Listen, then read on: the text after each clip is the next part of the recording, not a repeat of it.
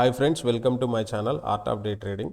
Smart money concept ద్వారా మార్కెట్లో ఎలా ఎంట్రీ తీసుకోవాలో నేను మీకు ఈ వీడియోలో ఎక్స్ప్లెయిన్ చేస్తానండి. స్మార్ట్ మనీ ద్వారా మార్కెట్లో పొజిషన్ తీసుకోవాలి అని అనుకునే వాళ్ళకి మార్కెట్లో స్ట్రక్చర్ మ్యాపింగ్ మీద చాలా గ్రిప్ ఉండాలండి. స్ట్రక్చర్ మ్యాపింగ్ తెలియకుండా స్మార్ట్ మనీ కాన్సెప్ట్ అనేది చేయలేము. నేను బేసిక్ డయాగ్రామ్ మీద స్ట్రక్చర్ మ్యాపింగ్ అనేది మీకు ఒకసారి ఎక్స్ప్లెయిన్ చేస్తాను.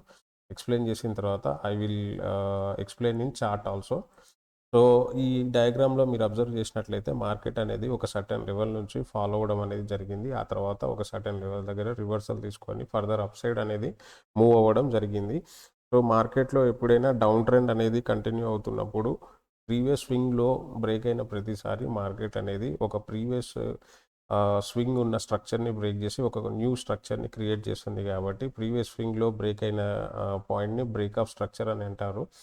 సో ప్రీవియస్ స్వింగ్లో బ్రేక్ చేసి ఒక న్యూ లో క్రియేట్ చేయడాన్ని బ్రేక్ ఆఫ్ స్ట్రక్చర్ అంటారు. At the same time market ఒక సర్టెన్ ఫాలో అవుతున్న మార్కెట్ ఒక సర్టెన్ లెవెల్ దగ్గర ప్రీవియస్ స్వింగ్ హై బ్రేక్ చేసే పాయింట్ని క్యారెక్టర్ చేంజ్ అంటారు. ఎప్పుడైతే మార్కెట్ ఫాలో అవుతున్న market previous swing lows break అవ్వకుంటూ ఫాలో అవుతున్న మార్కెట్ ఎప్పుడైతే ప్రీవియస్ స్వింగ్ హై అనేది అయితే బ్రేక్ అవుతుందో ఆ పాయింట్ని ట్రెండ్ రివర్సల్ పాయింట్ లేదా క్యారెక్టర్ చేంజ్ పాయింట్ అంటారు. అలా క్యారెక్టర్ చేంజ్ అనే దాని మీనింగ్ ఏంటంటే అప్పటి వరకు ఫాలో అవుతున్న మార్కెట్ అనేది క్యారెక్టర్ చేంజ్ చేసుకొని మార్కెట్ అక్కడ నుంచి రేజ్ అవ్వడం అనేది అప్ ట్రెండ్ అనేది బేరిష్ మార్కెట్ అనేది కన్వర్ట్ అయ్యి క్యారెక్టర్ చేంజ్ చేసుకొని బుల్లిష్ మార్కెట్గా కన్వర్ట్ అవుతుందండి. ఎప్పుడైతే ఈ క్యారెక్టర్ చేంజ్ పాయింట్ వస్తుందో ఈ క్యారెక్టర్ చేంజ్ స్వింగ్లో మనం ఆర్డర్ బ్లాక్స్ని ఫైండ్ అవుట్ చేయాలండి. ఎక్కడైతే ఈ ఆర్డర్ బ్లాక్ని ఫైండ్ అవుట్ చేస్తామో ఆర్డర్ బ్లాక్ని ట్యాప్ చేసి రివర్సల్ తీసుకునే దగ్గర రిజెక్షన్ తీసుకునే దగ్గర మనం ఈ లెవెల్ దగ్గర మార్కెట్లో ఎంటర్ అవుతాము. ఈ లెవెల్ దగ్గర ఎంటర్ అయ్యి ఈ ఆర్డర్ బ్లాక్ బిలోలో స్టాప్ లాస్ పెట్టి ఈ ఫాల్ అనేది ఎక్కడి నుంచి అయితే స్టార్ట్ అయిందో అక్కడ వరకు టార్గెట్ పెట్టుకుంటామండి. ఇది basic concept of entry in stock market. చాలామందికి ఆర్డర్ బ్లాక్ అంటే కూడా కొంచెం ఐడియా ఉండదు. సో ఒక సింపుల్గా ఎక్స్ప్లెయిన్ చేస్తాను. ఆర్డర్ బ్లాక్ అంటే ఏంటంటే మార్కెట్లో జనరల్గా క్యాండిల్స్ అనేవి వన్ ఆఫ్టర్ వన్ క్యాండిల్స్ ఇలా ఫామ్ అవుతాయి. సో ఎవ్రీ క్యాండిల్ టాప్ అనేది నెక్స్ట్ క్యాండిల్ ద్వారా అండ్ ఆ నెక్స్ట్ క్యాండిల్ టాప్ అనేది ఆ నెక్స్ట్ క్యాండిల్ ద్వారా కవర్ అయి ఉంటే మాత్రం ఇలాంటి ప్యాటర్న్కి ఎలాంటి మీనింగ్ ఉండదండి. This is the invalid candles. ఎప్పుడైతే మార్కెట్లో ఒక 3 కన్సిక్యూటివ్ క్యాండిల్స్ని అబ్జర్వ్ చేసినట్లయితే ఇది ఫస్ట్ క్యాండిల్, ఇది సెకండ్ క్యాండిల్, ఇది థర్డ్ క్యాండిల్ అనుకోండి. ఫస్ట్ క్యాండిల్ టాప్కి, థర్డ్ క్యాండిల్ బాటమ్కి, అప్ ట్రెండ్లో ఫస్ట్ క్యాండిల్ టాప్కి, థర్డ్ క్యాండిల్ బాటమ్కి ఏదైతే గ్యాప్ ఉంటుందో ఈ గ్యాప్ అనేది స్టార్ట్ చేసిన ఫస్ట్ క్యాండిల్ ఉంటుంది కదా, ఈ ఫస్ట్ క్యాండిల్ని మనం ఆర్డర్ బ్లాక్గా కన్సిడర్ చేస్తామండి. ఈ ఈ గ్యాప్ అనేది క్రియేట్ అవ్వడం ఎక్కడి నుంచి అయితే స్టార్ట్ అయిందో ఆ స్టార్ట్ అయిన ఫస్ట్ క్యాండిల్ని మనం బుల్లిష్ ఆర్డర్ బ్లాక్గా కన్సిడర్ చేస్తామండి. So at the same time down ట్రెండ్లో కూడా డౌన్ ట్రెండ్లో ఫస్ట్ క్యాండిల్ని అప్ సైడ్ క్యాండిల్ని ఫస్ట్ క్యాండిల్ లాగా, అప్ సైడ్ క్యాండిల్ని ఫస్ట్ క్యాండిల్ లాగా, డౌన్ సైడ్ క్యాండిల్ని second candle and third candle లాగా మనం కన్సిడర్ చేస్తే first candle bottom, third candle టాప్కి, first candle bottom, third candle టాప్కి ఏదైతే గ్యాప్ క్రియేట్ అవుతుందో ఆ గ్యాప్ క్రియేట్ చేయడానికి ఆ ర్యాలీ స్టార్ట్ అయిన ఫస్ట్ క్యాండిల్ని బేరిష్ ఆర్డర్ బ్లాక్గా మనం బేరిష్ ట్రెండ్లో కన్సిడర్ చేస్తాము. సో ఎక్కడైతే గ్యాప్స్ క్రియేట్ అవుతాయో ఆ గ్యాప్స్ క్రియేట్ అవ్వడానికి గ్యాప్స్ అనేవి క్రియేట్ అవ్వడం స్టార్ట్ అయిన ఫస్ట్ క్యాండిల్స్ని either bearish order block, up ట్రెండ్లో ఉంటే బులిష్ ఆర్డర్ బ్లాక్, డౌన్ ట్రెండ్లో ఉంటే బేరిష్ ఆర్డర్ బ్లాక్గా కన్సిడర్ చేస్తాం.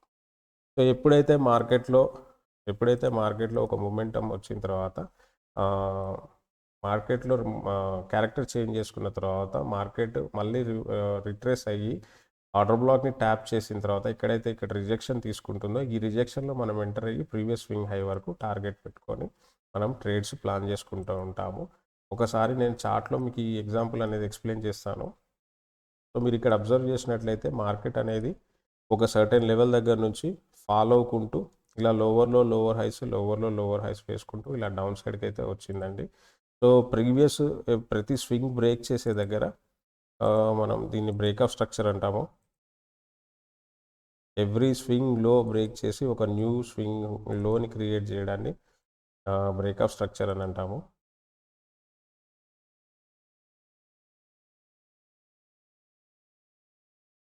సో మార్కెట్ ఇలా డౌన్ ట్రెండ్లో ఉన్న మార్కెట్ ఇలా బ్రేక్అప్ స్ట్రక్చర్స్ ఫామ్ చేసుకుంటూ లోవర్ లోస్ బ్రేక్ చేసుకుంటూ ఒక కొత్త స్ట్రక్చర్ని ఫామ్ చేసుకుంటూ డౌన్ సైడ్ వెళ్తున్న మార్కెట్ ఏదో ఒక సర్టెన్ లెవెల్ దగ్గర స్వింగ్ హైని బ్రేక్ చేస్తుంది. ప్రీవియస్ లోస్ని బ్రేక్ చేసుకుంటూ డౌన్ సైడ్ వెళ్తున్న మార్కెట్ ఏదో ఒక సర్టెన్ లెవెల్ దగ్గర ప్రీవియస్ స్వింగ్ హైని బ్రేక్ చేస్తుంది. ఆ స్వింగ్ హై బ్రేక్ చేసే పాయింట్ని క్యారెక్టర్ చేంజ్ అంటాము. అంటే మార్కెట్ అప్పటి వరకు ఉన్న బేరిష్ క్యారెక్టర్ని చేంజ్ చేసుకొని బులిష్ క్యారెక్టర్లోకి కన్వర్ట్ అవుతుందని దాని అర్థము. ఎప్పుడైతే మనకు క్యారెక్టర్ చేంజ్ జరుగుతుందో, క్యారెక్టర్ చేంజ్ జరిగిన స్వింగ్ ఏదైతే ఉంటుందో ఈ స్వింగ్లో మనము ఈ ఎంటైర్ స్వింగ్లో మనము ఈ ఆర్డర్ బ్లాక్స్ని ఫైండ్ అవుట్ చేయాలండి. ఈ ఎంటైర్ స్వింగ్లో మనం ఆర్డర్ బ్లాక్స్ని ఫైండ్ అవుట్ చేయాలి. ఒకసారి మనం ఆర్డర్ బ్లాక్స్ని ఫైండ్ అవుట్ చేసిన తర్వాత ఏ ఆర్డర్ బ్లాక్ దగ్గర అయితే మనకు రిజెక్షన్ దొరుకుతుందో ఆ రిజెక్షన్ దగ్గర ఎంటర్ అయితే ప్రీవియస్ స్వింగ్ హై వరకు మనం టార్గెట్ పెట్టాలి. So just we will mark the order blocks in this character change swing అండి. ఇందులో ఫస్ట్ ఆర్డర్ బ్లాక్ అనేది ఇది. This is the first bullish order block. ఆ తర్వాత ఇదొక ఆర్డర్ బ్లాక్ అండి.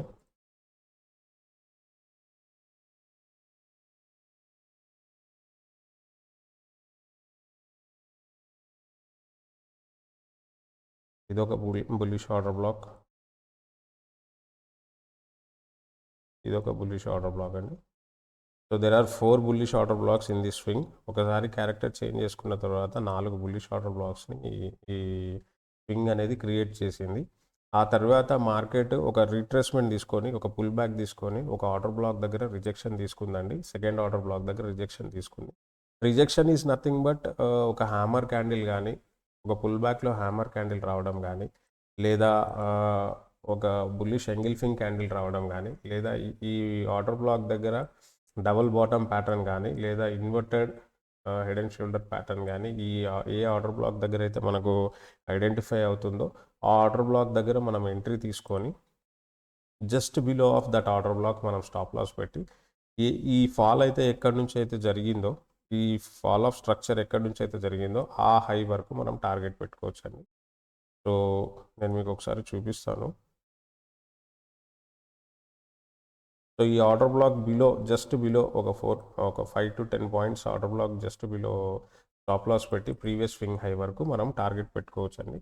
సో మీరు ఇక్కడ అబ్జర్వ్ చేసినట్లయితే మనకు మోర్ దాన్ 3:7, 3:8 రేషియోలో మనకైతే ఇక్కడ ప్రాఫిట్స్ అనేవి రావడం జరుగుతుంది. స్మార్ట్ మనీ కాన్సెప్ట్లో బిగ్ ప్రాఫిట్స్ని మనం ఈజీగా క్యాప్చర్ చేయొచ్చు అండి. స్మార్ట్ మనీ కాన్సెప్ట్ని స్ట్రక్చర్ మ్యాపింగ్ని ఎవరైతే అర్థం చేసుకుంటారో వాళ్ళు మార్కెట్లో రిస్క్ రివార్డ్ రేషియోని చాలా ఈజీగా మెయింటైన్ చేయొచ్చు. లో రిస్క్ విత్ హై రివార్డ్స్ని మనం క్యాచ్ చేయొచ్చండి. సో ఇది ఒక బేసిక్ స్ట్రాటజీ మాత్రమే. ఇలాంటి అడ్వాన్స్ లెవెల్ స్ట్రాటజీస్ నేర్చుకోవాలి అని అనుకుంటే please subscribe my channel and thank you for watching.